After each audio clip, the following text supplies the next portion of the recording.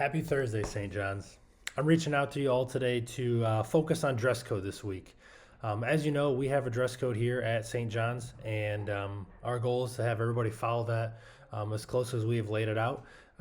We want to stay connected as a St. John's family. We are united, and we want to make sure that we're doing the same things as a whole. We want to stay dressed for success, come into the classrooms ready to go, and just see fellow students and others throughout the building knowing that we're all in this together.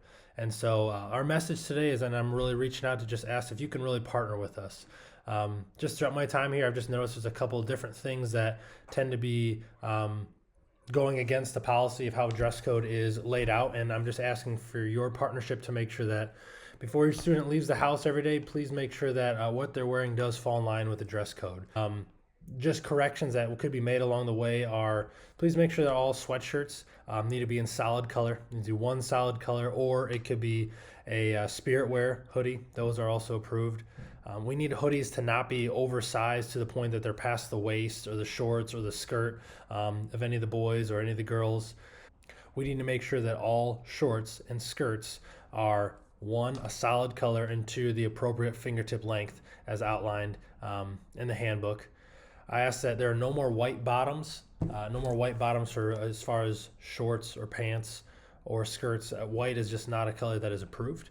And then also, please make sure that hoodies, sweaters, crew collared, sweatshirts, those things are fine to be worn and we love them, but we need to make sure that we have a school dress code polo under those things so that when they're removed, they can have those polos on also as well. So please make sure that those are just some of the highlights along the way. There's other things as well you can see later on in our parent bulletin. We'll have that portion of our handbook there for you to read if you're interested to be reminded what our dress code policy actually is. We're kind of going to start a little grace period here until the 31st of October. Up until the 31st of October, we're just going to be trying to let students know and encourage them to know what the dress code is, and we just are looking for your help on that.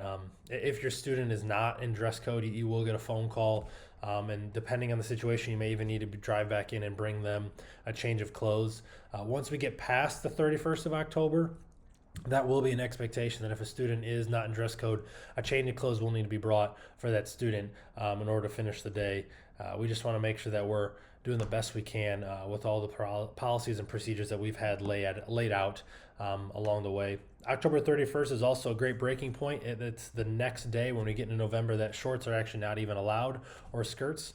We want to make sure that we're dressing because it's going to be cold. Welcome to Illinois, as the lovely Midwest weather starts to shift here pretty quickly. So I appreciate all of your partnership on this. Please make sure that you're reminding your students as they leave the house and staying within our dress code and policy and procedures. I appreciate your partnership on this and just keeping our wonderful St. John's family, our community united. I pray that you all have a blessed Thursday, and take care.